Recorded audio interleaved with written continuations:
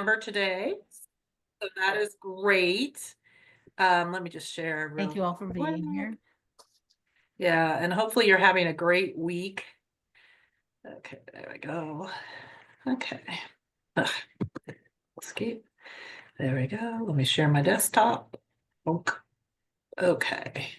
And we'll go into slide mode. So thank you all for being members of C-Suite. We can't appreciate you enough. I know this week we had 3 different national speaking engagements, but we have such wonderful women in our organization making such a huge impact to the community. And so we greatly appreciate Marcia's time today with us as well at our National Speaker Series. Of course, we want to thank our sponsors, Co-Resnick, Sigma, City National Bank, Alice Springs, Amplify Professional Services, et cetera. We can't do these things without our sponsors and our philanthropic partners. Please take a look at them, look at their website and donate as appropriate. They do wonderful, wonderful things for animals and for people as well. And so today, we are very blessed to have Marcia Dawood with us. She was actually introduced to us via Catherine, who did the documentary Show Her the Money, and Marcia was involved with that as well. So she can talk a little bit about her interplay there also. So Marcia is an early stage investor who serves on the Securities and Exchange Commission Small Business Capital Formation Advisory Committee. She is a venture partner with Mindshift Capital, a member of Golden Seeds, and the chair emeritus of the Angel Capital Association, ACA. She's a global professional society for angel investors. She is also an author of Do Good While Doing Well, Invest for Change, Reap Financial Rewards, and Increase Your Happiness. Marcia's also an associate producer, as I was telling you, with Catherine Gray for the award-winning documentary Show Her the Money. And just so you know, C-Suite is working with Catherine to stream that in March. And so you'll be seeing that in our newsletter and advertising on how to do that. So you all have the opportunity to see Show Her the Money. Marcia's also a TEDx speaker, Mimi, and a host of the Angel Next Door podcast. Marcia walks the talk and is holding investments in over 50 early stage companies and funds. So welcome today, Marcia, to C-Suite. And everyone, please go out and tell us where your book can be found. I'm sure it's on Amazon, and how they can find you, Marcia. Sure. Here, I'll drop the link in the chat for the book. And you can always find me on LinkedIn. And then my website is just marciadawood.com. So thanks for having me today. I appreciate it. So I'm just going to talk a little bit about how I got involved in what's known as angel investing. Some people have heard of that before, some people haven't. And I was invited to an angel investing meeting back in 2012. My husband works in finance, and he came home one day and said, "Hey, we were invited to this meeting." And I'm like, "Oh, cool. What's that?" Like, I have no idea what you're even talking about. And I thought that was for like rich people or people who had finance degrees. They had to be well connected, all of those things. And a long time ago, that was probably true, but now it is much more accessible for people to get involved. So I started going to a couple of meetings, and basically what a meeting would entail is that a couple of entrepreneurs, usually local entrepreneurs, would give what's called a pitch or a presentation about their business, their entrepreneurial business, because they're looking for capital, usually in the form of money, to be able to grow their business. And so the very first meeting I went to was in Pittsburgh, Pennsylvania. And I thought there can't be like a lot happening, in Pittsburgh. I thought all this stuff happened in like California or New York. But as it turns out, there's quite a bit that happens in places like Pittsburgh and all over the world, all over the country, in every city and every town. So I was just fascinated to learn about the type of innovation that was being worked on right in my own backyard. I thought, where have I been? How come I didn't know about this? I was working in corporate America, kind of, doing the same thing every day. And now I'm seeing like, whoa, there's like really, really cool stuff out there that people are working on. And I can be a part of it, or I could be involved in it. Like, wow, I had no idea. So I started learning more about it. And I quickly find out, though, that only about 2 to 3% of the money actually goes to women. Most of the money goes to men, mostly white men. So I thought, well, that seems strange because, like, the last I checked, like, women were like about 50% of the population. So you can't tell me that we only have like 2 or 3% of the good ideas. So how do we change this? Well, we need to get more people involved who look like the entrepreneurs that we want to back. So after a little while of doing some investing myself, and then also being invited to invest in what's called a fund, and a fund is where you take one investment, like if I wanted to personally invest, and I would give that to a fund manager, and then that fund manager would invest in multiple companies on my behalf and the other limited partners, we call them.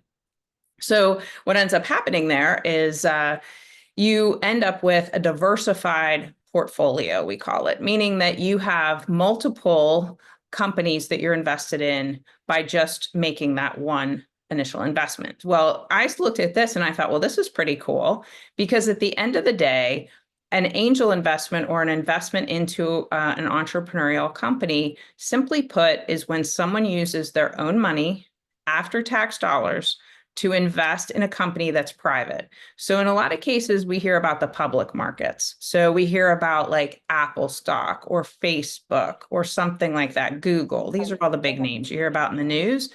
Okay, those are the public markets. A public market means that they're very heavily regulated by the Securities and Exchange Commission. By the way, as Beth mentioned, I do sit on an advisory board to the Securities and Exchange Commission, but of course, all of my views are my own. I'm not a financial advisor, blah, blah, blah. I'm not a lawyer. So, don't, that's my disclaimer. Okay. I always have to say all that, don't take financial advice from me. You want to always consult a financial person.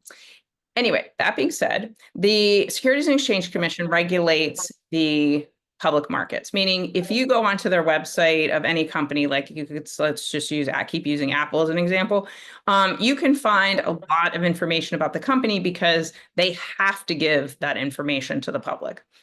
Private companies are different. They are not regulated in the same way, and they do not have to disclose that type of information. It's very costly to do that. You have to have a lot of lawyers. Basically, lawyers make a lot of money doing that. And so investing in a private company is, a little different. It can be riskier. Sometimes you don't have all the information about the company. You don't have the type of visibility that you do when you're investing in a public stock. And really, any investment can be risky. But in this case, a private investment is illiquid. So let's say that you did want to buy a share of Apple stock. You would go to like E-Trade or Robinhood, right? And you would be able to buy that stock. And let's say like literally 3 minutes later, you decide you don't want that stock anymore. You can sell it because that's how it works. It's liquid, right? It's a liquid asset. You might not get the same amount of money for it that you just bought it for 3 minutes ago, or you might get more, who knows, but you can actually liquidate the stock. With the private markets, you cannot do that. Once you buy equity or stake, a share of a private company, you cannot get liquidity from that. You will not see any money come back to you until there is some type of an event, meaning that the company is bought by another company. They could go through the public offering yada padada, which is very involved and usually quite costly. And so that doesn't happen very often. But there has to be something like that. So this is money that is tied up for a while. I say all that because you really don't want to be using like your kid's college fund when they're like 17. Don't do that. Okay. So you want to be very careful that you're using a small portion of your investable assets to invest in an early stage company. At the Angel Capital Association, we talk about it being like 5 to 10%. But what I love about this is that I now have the ability and the ability to be able to invest in things that I care about. So for example, unfortunately, my mother passed away from ALS, which is a neurodegenerative disease. It's a sister disease to Alzheimer's and Parkinson's. Although Alzheimer's and Parkinson's are actually much more well-known, they affect a bigger size of the population. So they get a lot more funding, they get a lot more research grants, all those types of things. So I actually was able to, many years ago, invest in a company that was working on a drug, a treatment that is to help Alzheimer's patients. And from there, they discovered that they could also use this potential drug to help Parkinson's patients too. So much so that they ended up getting a grant from the Michael J. Fox Foundation. And then from there, you can make the deduction that this is also something that could possibly help the ALS Association, which I ended up talking to the company about. Okay, so let's just say that hypothetically, after making this investment, I lost all that money that I had invested.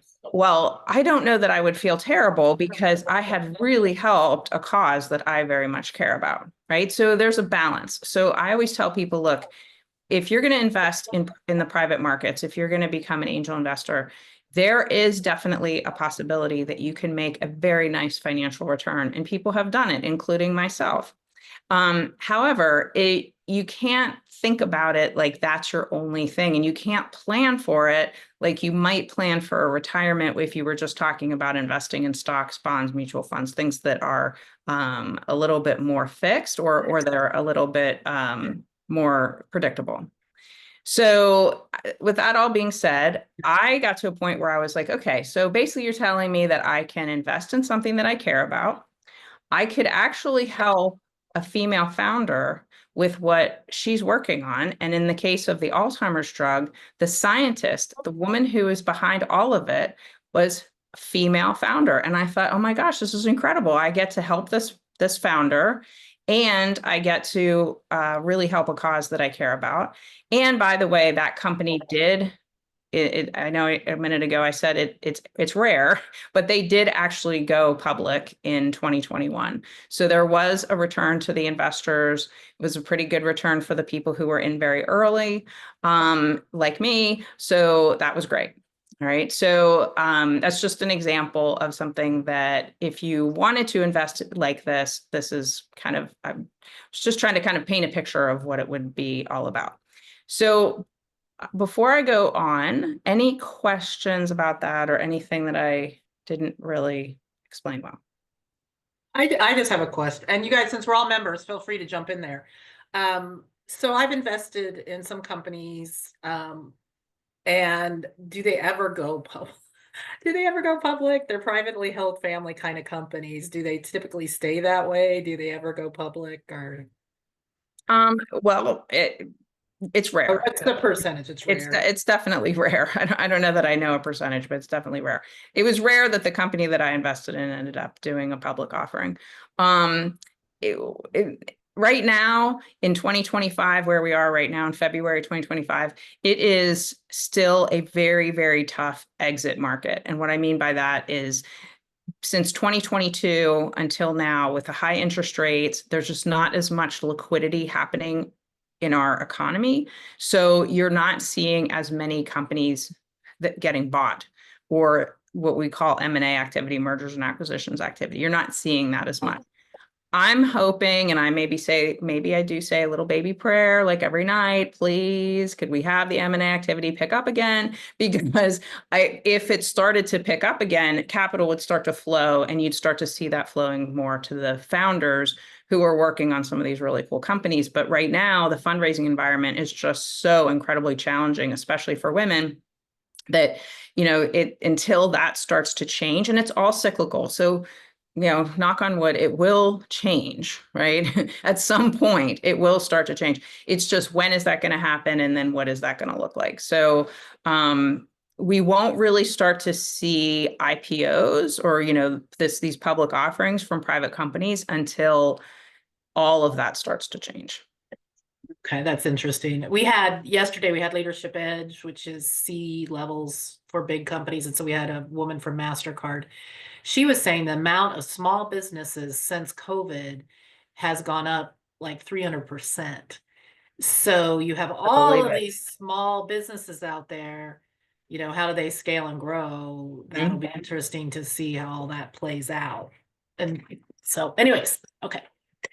Does Well, anyone? okay, so I'm really glad you just said that, Beth, because that leads me into the next portion, which is, okay, so what can we really do? Well, there's, of course, you could become an angel investor. You could join an angel group. There are angel groups all over the country, really all over the world. But really probably in every major city or even small towns have them, trying to help the local economy and the local entrepreneurs. So that's something. But the regulatory environment has changed over the last 10 years that's allowed for people to invest at a much lower dollar amount than before. So let me start with funds, for example. So we talked about that a minute ago. You get to take one investment, one check basically that I would write as an investor, and I could invest that into a fund, and they would spread that maybe over 10, 15, even 20 companies. Back in the day, maybe 15, 20 years ago, you had to have 250,000, maybe even $1 million to be able to participate. Well, that excluded just about everybody I knew, me included. I was no way I was going to be able to do that.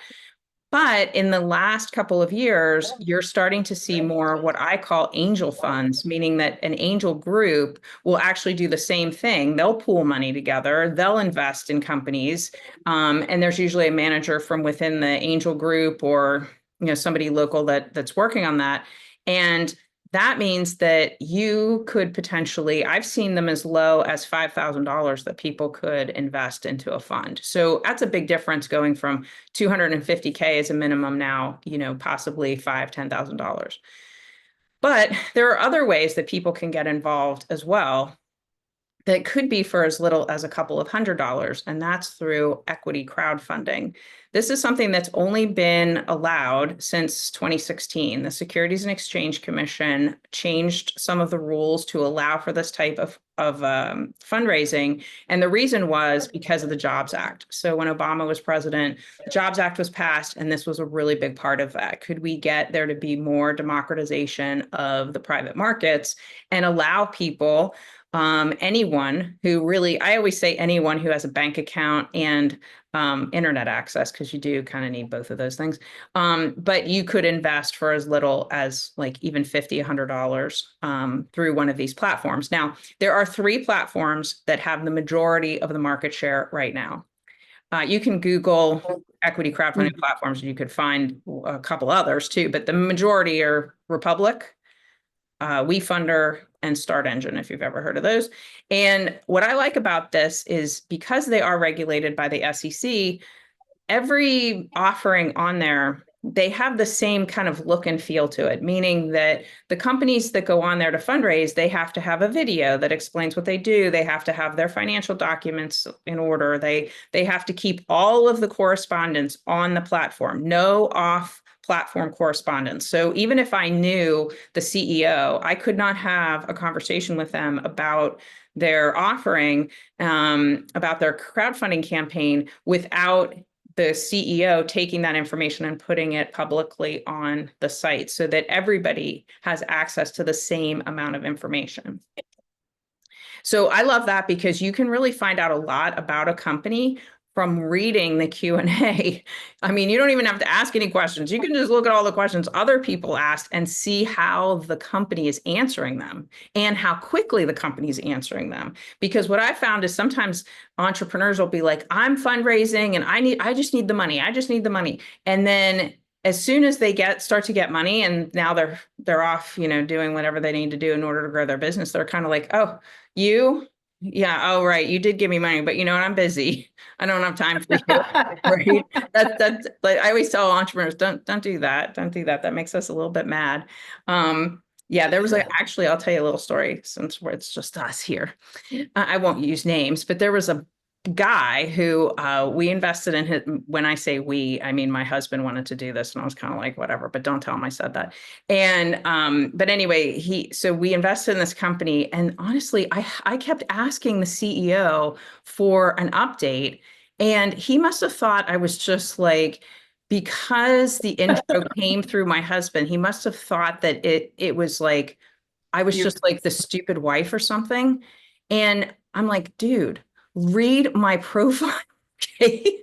And so finally, I asked him, I asked him on email several times. This is over the period of a couple months. Like, and then finally I got to a point where I was so mad that I said to my husband, who introduced you to them? So then I get to that guy and I'm like, hey, this is ridiculous that I can't get an answer from them. Well, as soon as that guy asked him, all of a sudden I get this email. Oh, sorry, we missed your email. I'm like, you didn't miss my email. No, you just ignored me because you didn't want to tell me, like you just thought I was like a nobody and you were like off doing your thing, right? Okay, so Right. I always tell Good job. yeah, I was like, oh no, dude, no. And you know what? I was getting so mad. I was like, you know what? I could send a letter and it would it, of course it wouldn't really go anywhere, mean anything. But I'm like, I have friends at the SEC. I could send a letter and say that you've been fraudulent because you're not actually giving information to your current investors. Because I was like, do you think the company's out of business? Like, I don't know. He hasn't given us an update. Anyway, okay, I digress. Sorry. I was going Just passionate about that, I guess. going on a tangent. I was like, I was mad. Anyway, okay. I was going to ask you, and maybe if you'll permit me to interject, Sure. about what you're referencing, which is what are the reporting requirements that those companies might have, and what, if anything, do those platforms have in the way of track record? And I know that the platforms aren't responsible for selecting who goes on and who's raising money, but do they have any performance data that you could see how companies that raise money that way or actually do for investors? I do believe that they do have performance data. I haven't looked at that super recently, but I know Republic definitely puts out performance data on the companies. And to your point, though, about information, so there's actually a term in well, a term sheet is basically all of the agreement between the investors and the company. And a term sheet could be with a VC and a really big deal with lots of money and there's no equity crowdfunding thing in the middle. Or it could be a term sheet could also be just the terms for that equity crowdfunding site. Either way, one of the terms in there is called information rights. So I'm a huge proponent that no matter what, I want information rights, even if they think I'm considered a small investor, because in most cases, information rights is only given to what is considered by definition a major investor. And then you have to scroll all the way through the term sheet to figure out from the definition what is a major investor, because it's going to be different for every person or every company. In most cases, it's anybody who invested like $100,000 or even $1 million. They'll let them have information rights, meaning every quarter they are required to give them financial information. But you can ask for what's called a side letter, which is what I do. And if I invested less or the fund I'm working with invested less than that, then we ask for a side letter, which means that our attorney just basically drafts a letter that says, hey, we want information rights, even though we're not a major investor. And then the company signs it. And all of a sudden we're considered a major investor. Very interesting. Very interesting. So I want to kind of move on to your book. Doing good while doing well. And it focuses on the investing for both financial return and positive change. And why don't you give us a background of your book and how you came up with your book and what it's about? And then I'm kind of interested in how do you balance that desire for financial success, but also for social impact? That's just a side question. But tell us all about the book and how you got there in your journey. Yeah.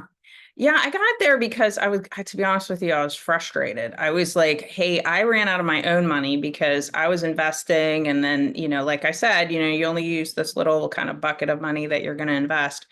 And I would talk to other people and I would say, hey, this is something that you could do too. And they would say, me? Well, I can't do that. It's only for the rich. It's only for the well-connected, like all the things that I thought back when I was invited to the first meeting. And I thought, well, how do we change this? Well, there's a lot of books out there that talk about angel investing. They talk about the term sheets and all the things I just mentioned. But who's actually talking about what does it even mean? Because nobody's going to pick up a book about angel investing when they don't even know what it is. So I decided, well, maybe there needs to be a book about demystifying what this whole thing even means. So my book does not have things about, I tell you what a term sheet is, but just like what I did right now, like really super fast.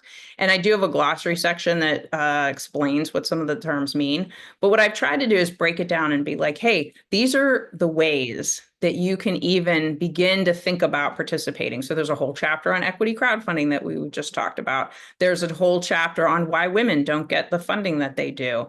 I talk in the book about the movie, Show Her the Money, that I know you guys have all heard from Catherine Gray before. So, those are the things that I'm trying to highlight in the book to let people know, hey, this is something that's important. That's important that people know that they can participate, that it isn't something that's so closed off. I mean, back in the day, if you really had to put up a very large sum of money, of course, you're going to want to do lots of diligence. You're going to want to know everything about everything. But now that the barrier to entry has gotten much lower, especially in the equity crowdfunding space where you could invest for a couple $100 or even $100, like you can learn. And I even have in my workbook, which goes along with the book, I have an exercise for a mock portfolio. So if you don't even want to invest any money at the beginning, you could just pick a couple companies off of one of these equity crowdfunding sites just so you can start to learn. That's what I really care about. I just want people to know what it means, what's accessible, the fact that they can do it, and then the different ways that it's been helpful to entrepreneurs down the road. And I give a couple of different examples of the companies that I've personally been involved with, things that have happened with them. For example, women's healthcare. Women are not little men, right? We do not want to be treated like little men in clinical trials and all those types of things. So we have to have more money going to research. One of the things that I just don't think people realize is the amount of annual charitable giving in the US is about $475 billion, which is a lot of money, $475 billion. However, that is equivalent to only 1% of the value of the US stock market. So if we're going to think that all the nonprofits, all the charities in our country are going to be able to solve all the world's problems, we are mistaken. And that is a very serious burden to put on them without having backing from for-profit companies. So this idea that like there's nonprofits over here and there's for-profit companies over here kind of drives me crazy, because the nonprofits need a lot of help with the work that they're doing. And there's for-profit companies out there that are doing some amazing things. And if everybody just worked together, we probably could get a lot more accomplished. So these are the things that when we talk about the intersection of impact and financial return, that I think people need to be thinking about that. Impact doesn't mean that you are giving away your money and that you don't expect a financial return. I actually kind of have like a love-hate relationship with the word impact, because yes, I want to make an impact. I want to be the change you want to see in the world. I hear the Gandhi quote. I'm like, yeah, I'm in, I want to be the change, right? But then you're like, okay, wait, how do I do that? How do I do that as one person? Well, you want to make an impact, but at the same time, you're like, wait a minute, there's a lot of things going on here where companies are growing and they're doing amazing things, and then they get bought. And there are a lot of people out there, mostly white men, who are making a lot of money on this. So let's like start to balance this out a little bit and figure out, how do we get the money to the people who are working on things that we really genuinely care about? We want to see change in our climate and our healthcare and, name the things. Lack of poverty, all of that stuff we want to see change in, but we're not going to see that kind of change until we start to realize that we can be a part of that change. That's great. That's wonderful. Does anyone have any questions? Okay, so I'm going to go. Oh, go ahead, Diane. Unmute here. So you know what, now that there have been so many changes in the administration happening just quicker than anybody can like follow them, right? What you were saying that, the nonprofits can't do it, but yet so much funding was already cut into the nonprofit space. So how do you think that's going to evolve over the year? That's a good question. I'll tell you what, I have a better answer for you after next week, because we have our SEC meeting in Washington, D.C. next week. So I'll be at the headquarters. And after that, that's on Tuesday, Wednesday, Thursday, I'll be in lobby meetings with some of the congressmen and their staffers to talk about this very important topic of making sure that we can get funding to entrepreneurs, and that entrepreneurship is not one of the things that ends up on the cutting room floor. Thank you. Okay, Especially that's really for good. women, especially for women, right? Especially Yeah. for women. Yeah. So just so you know, Marcia, Nancy heads up the DMV chapter for C-Suite. So just a Nice. shout out. Hi, Oh, Marcia. I yay. was just looking at you on LinkedIn so I could send you a request. Oh, I got good. some time. If you need anything, just let me know. Oh, good. Thank you. She's very well connected in that area, is our Nancy. Yeah, because I was going to ask you, what steps do investors take to ensure that diversity and inclusion is prioritized in the early stages of investments, given what kind of culturally happening there too. But anyways, go ahead with what you were going to say. Yeah, I mean, the whole concept of what's happening with DEI being taken out of things, I mean, it's all happening so fast. I don't know that people are even able to react. It's crazy. I was supposed to speak on an SEC panel about diversity and inclusion next month, and literally like 3 days into our current administration, it was canceled. So, I don't know.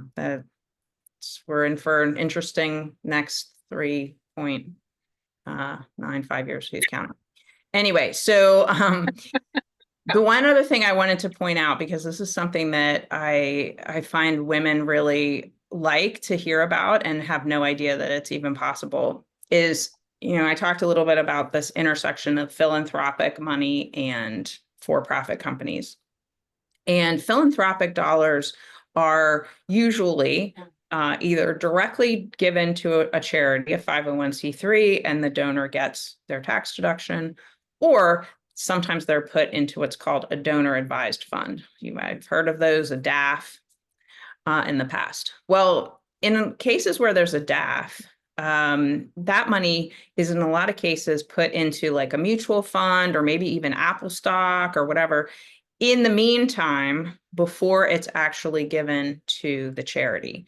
It's kind of like a philanthropic checkbook, people sometimes refer to it as. But there are impact donor advised fund companies or administrators that will allow you to actually take your donor advised fund money and invest it into a for-profit company, particularly if it's led by an underrepresented founder. So I really love this concept. So imagine that somebody makes a donation to their DAF. They get their tax deduction right away. That money can then go to a female-founded company, for-profit startup. And then let's say that company does well, and now 3 times the money, or let's just say, since it's a woman, 10 times the money can come back into the donor advised fund. Well, now that donor, it's not going to come back to the donor because it was already donated and the tax, but that money's now in the donor advised fund. So now the impact that donor is going to have on 501c3s and other charities, or their charity of choice, is now 10 times what it was before. So I love this because it's like a win-win-win. You get, as the donor, you get your tax deduction. As the female founder, you get funding for your company. And then as the charities, you could end up with even more money than you would have had if you had just taken the initial donation. So this is something that I talk about a lot. I've done several podcast episodes about it. I do have a podcast, it's called The Angel Next Door, trying to get people to understand what angel investing is and just have them see themselves as angel investors. So if you go to the Angel Next Door, the podcast episode I just put out last week is titled Investing with Philanthropic Dollars Explained in 7 Minutes. So basically what I just said, except I give a little bit more example and kind of go through exactly what it is. And then I'm going to put a link in the chat in just a second, but I'm working with a for-profit company, and I'll tell you about that company in a minute.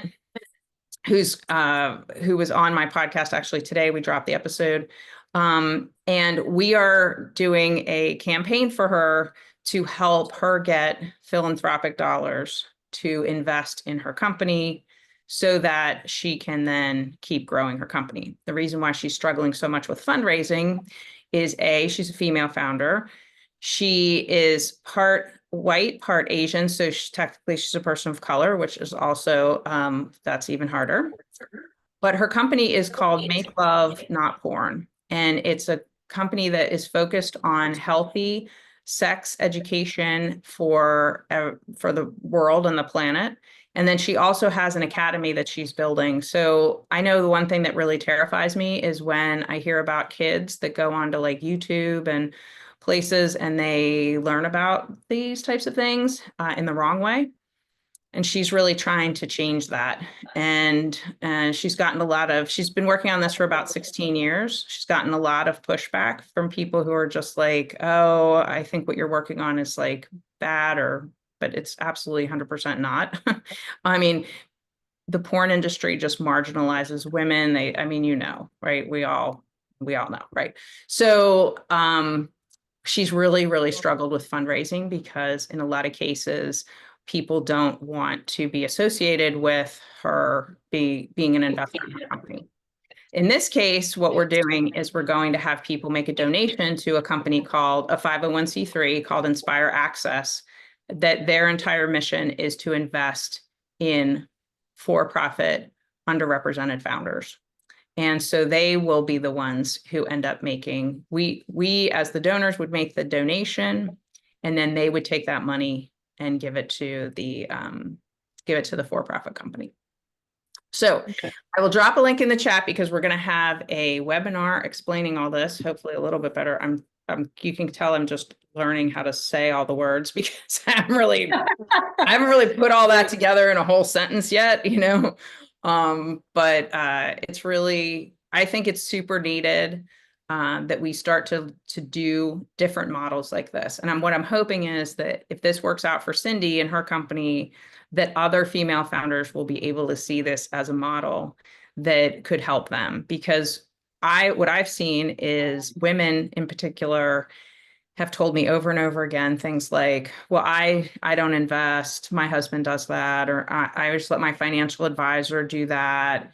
And they're not really taking control of their own money. They just say, no, somebody else does that. But when I talk to them about this idea of, well, you could make a donation, it wouldn't actually be an investment. Well, all of a sudden the interest level is much different. So I know it's something I've been talking about for a while, and people are like, wow, that's really interesting. But I've never actually said, hey, we're going to try this, and here's an opportunity that you can do. I always talk about it in theory and not in practice. So we're gonna see what happens in the next 6 weeks. That's great. I know we can't wait to hear about that. So I was going to ask you, you've invested in over 50 early stage companies. What are some of the biggest challenges these companies face in early stages, and how do you help navigate those obstacles for them? Yeah, well, I will tell you, building a company is very, very hard work. So probably from a basic level, one of the things that I see the most is that either A, the company isn't solving a big enough problem. Trying to get people to change their behavior is extremely difficult. So it has to be a problem that is very, very sticky. It is a terrible thing. Their current solution just isn't working. That is something that's investable. That's something that will potentially scale and be able to create an investable and potentially a great return for investors. The other thing is making sure that the team is actually built out properly. And I see this over and over again, especially with a technical company where the technical founders, they all know each other and they kind of all like each other because they're all the same, right? So then they hire each other and they want to do things together. But then who's the executor? Who's the person who's going to actually get these things done so that everything happens and the company starts to grow. Who's going to have the go-to-market strategy? Who's going to have the sales? Who's going to make sure the competition, that they know about it and all those kind of things. And so sometimes like attracts like. And so it's really important to talk to founders about, do you have that team that's actually formed, that has all the people on the team that are going to row the boat together at the same time, but they all kind of have their own place and can make the company successful. That's wonderful. That's wonderful. So I'm going to switch to your role as advisory committee. As a member of the SEC Small Business Capital Formation Advisory, how do you think the regulatory landscape is evolving for early stage companies? And what changes would you like to see entrepreneurs and investors do to thrive? So the one thing that we talk a lot about on the advisory committee, and we're made up of about 20 different people, each of us represents a little bit of a different section of small business. So this isn't just about startup and early stage companies. It's not just about tech or anything like that, although that's part of it.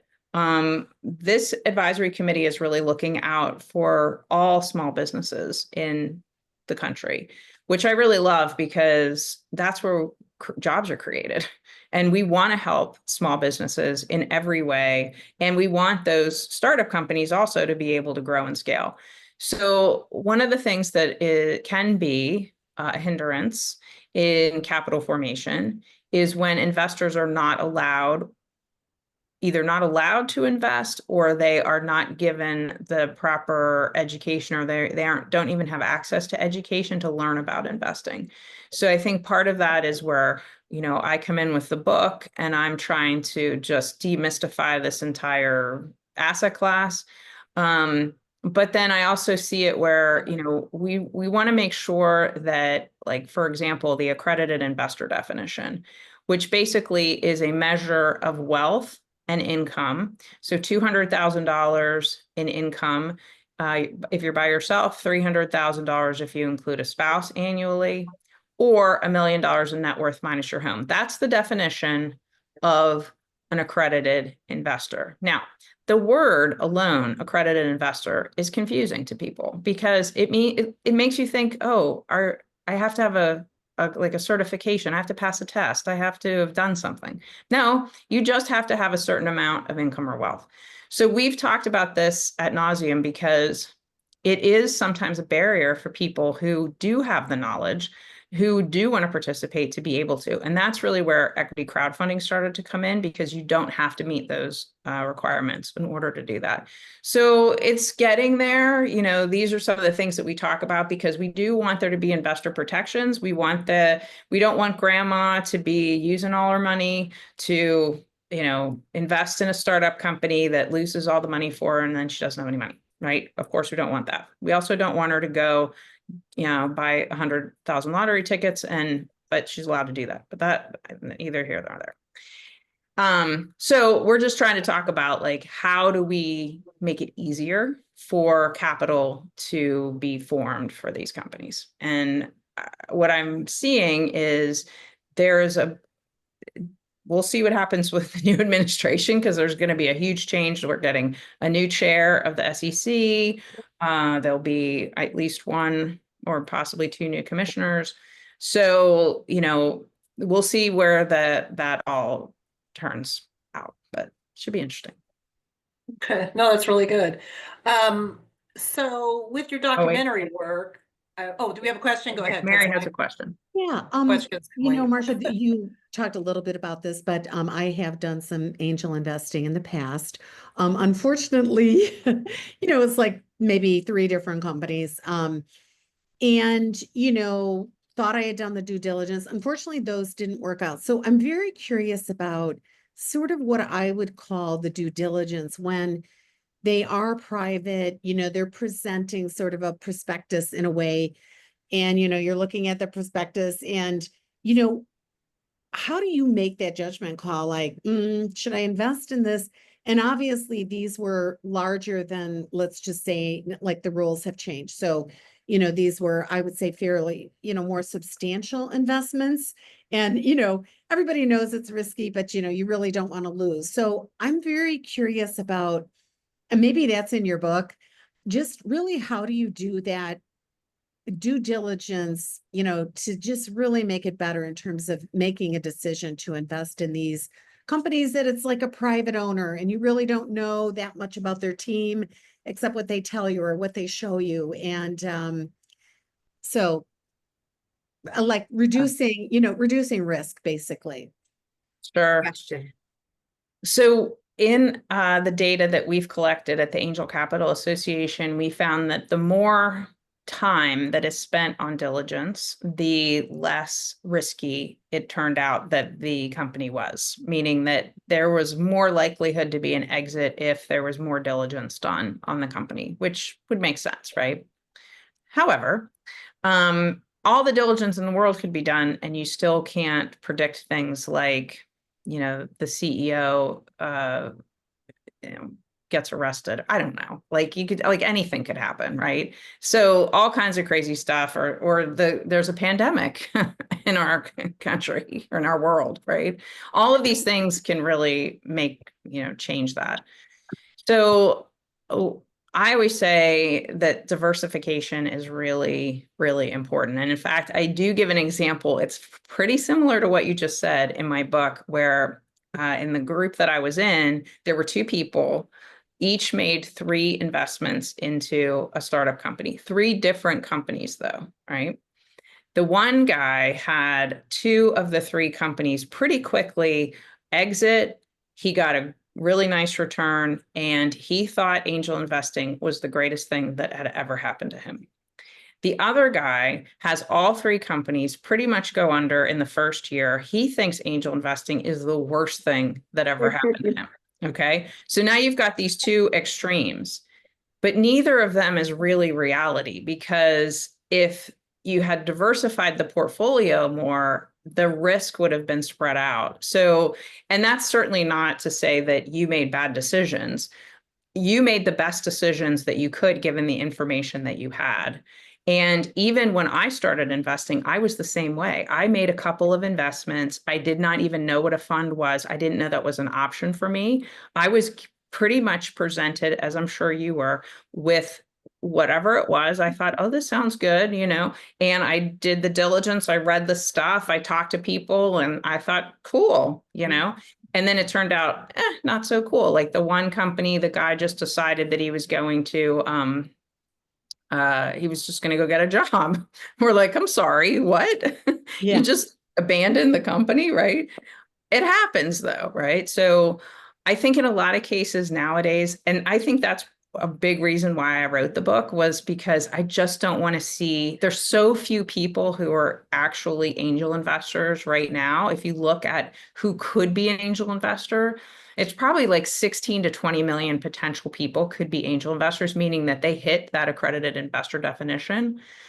But the amount of people actually doing it is about 300,000, which is a fraction of a fraction, of that. So how do we, and the last thing we want is for some of those 300,000 to have a bad experience and then go away, right? Like you. So, so now, like, how can we make this be a little bit better? But I think it all comes down to like this awareness problem. We don't have enough people talking about it. There's not enough awareness, so that you didn't even know, like, could you say at the time, like, hey, I know for me, I was like, well, okay, I like this company. I think I'm going to invest in it, but I didn't realize how many other options could potentially be out there, or how many other things, like, because I was in this, like, here's my lane, this is all I know about. I don't know what all these other things are, and how would I even find out about it? So, yeah.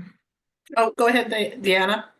Yes, quick question. Where do entrepreneurs seeking angel investment turn to understand how they should comply with SEC regulations on offering securities, considering that a lot of the time the reason they need the investment is because they need the funds, and so I understand that it takes some amount of money to do compliance. I'm not sure how much compliance these smaller types of companies are required to do.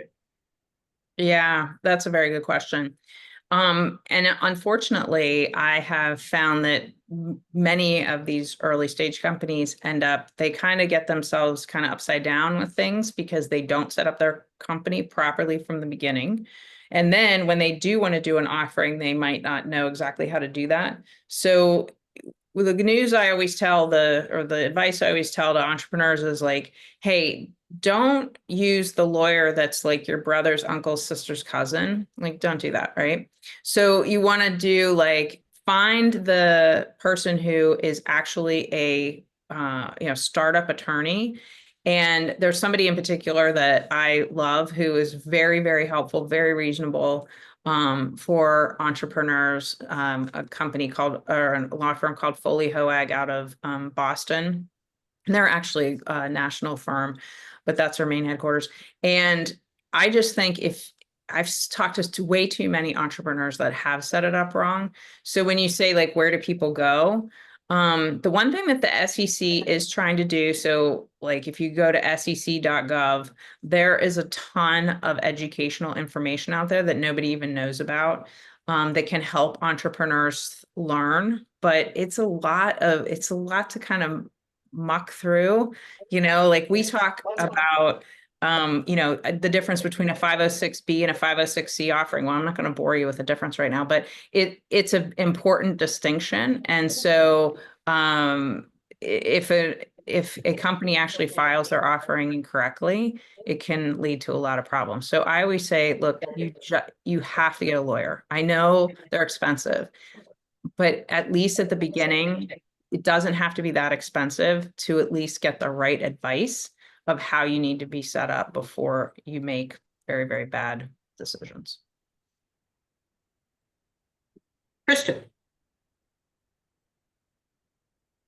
Kristen, do you want to have a question?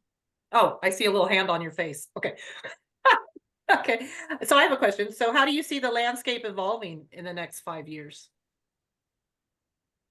Sorry to put that on you. Well, okay, so what I'd like to see immediately is that we have, like we talked about, more M&A activity so that there's more liquidity in the marketplace and we start to see capital flowing a little bit more. That would be lovely, meaning like we started to see more exits happening for angels. I remember I wrote about this in the book where I was talking to an angel friend of mine who's more seasoned than me. This was back in January of 2020. So like right before lockdown. So we had no idea what was about to happen to us. And I said to him, I said, I don't know about this angel investing thing. I've been doing this for 8 years now, and I haven't had any, notable exits and, blah, blah. And he just kind of like, he was nice about it, but he was like, listen, you just have to be patient, something will happen. And sure enough, in 2020, I had 6 exits. And one of them was with the very first company that I invested in. And because I had held the stock for over 5 years, which I do have a podcast episode about all this with tax advantages, I was able to get a return. It was 2.5 times the money that I had put in, and I did not have to pay a dime in taxes. Good. So good. Very good. Very good. Okay. As we end this, I want to ask you a question. So you juggle a demanding career. You have a family life. How do you balance between your professional commitments, your travel, and your passion for investing? Well, a lot of what I do now is about, investing, or it's about educating on investment, or it's about like trying to help more female founders get access to things like the information that they need, the mentors that they need, funding that they need.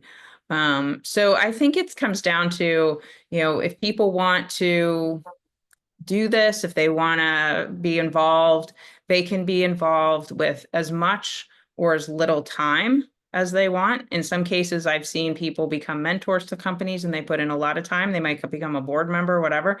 Other people say, I don't even have 10 minutes. No, I have no time, which is fine. Then they might want to make might just want to write a check. In that case, though, I would say, look for a fund or look for something that's going to give you some diversification right away so that you don't have to do that legwork yourself. That's great. That's great. So how does everybody find you? You can find me at my website. Here, I'll put it in the chat right now, marciadawood.com. And on there also, I have playlists for my podcast because I'm at over 100 episodes now. So some cases, like if you were like, hey, I really liked that. What was she saying about using cat charity money, philanthropic? What is that? So like, yeah, I so like cat charity money. yeah, charity money. You can just click on that on my website and it'll pull up the episodes that relate. You can also find resources there about the book. If you want to download chapter 1, you can do that for free. Of course, I am also on Audible. I narrated the book myself. So you can, Oh, if you didn't get yay. enough of me for the last hour talking, you can hear me some more. As you're in the car, see? That's right. That's right. As you're in the car. I think, Anna, do you have a question? So that little hand moved your face. Okay.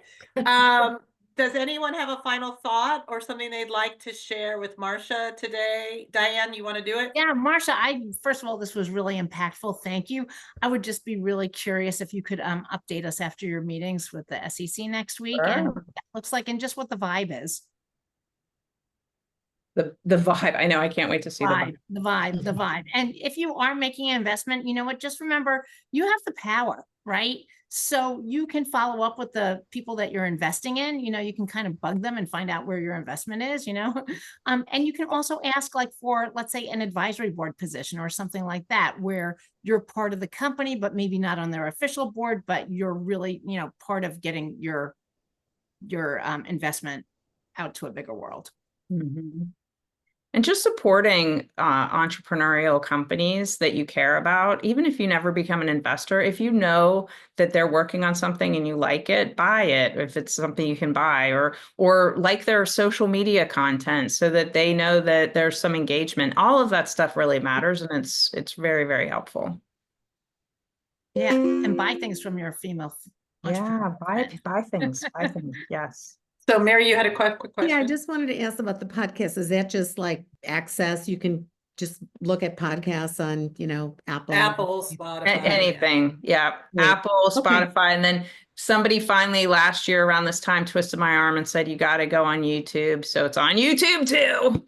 So, Yeah. Yeah. Thank you. We did it. C-Suite Talks did a podcast with Marcia too. that's So right. That's right. I'm always on look your at that. podcast too. Yep. Yeah, you're on our podcast. Right. Well, do you want to go around and do final thoughts, Diane? Before we Anytime, well, we have close? about 2 minutes till we're at the top of the hour. So instead of going around, anybody else have anything that they would like to ask Marcia or any last comments? No, I just want to say thank you. Super interesting. Yeah. Thanks for listening. And so when you see Show Her the Money come out for the stream, we have a special discount through C-Suite that Catherine's advised. Obviously, Marcia was involved with that, so I would encourage you to do that as well. So, Yep. yeah, thank you. All right, have a great Thursday. Have a good Thank week. you, everybody. Thanks, Thank you. everyone. Okay, Bye-bye. bye. Bye. Bye. Thank you, Marcia. Thanks.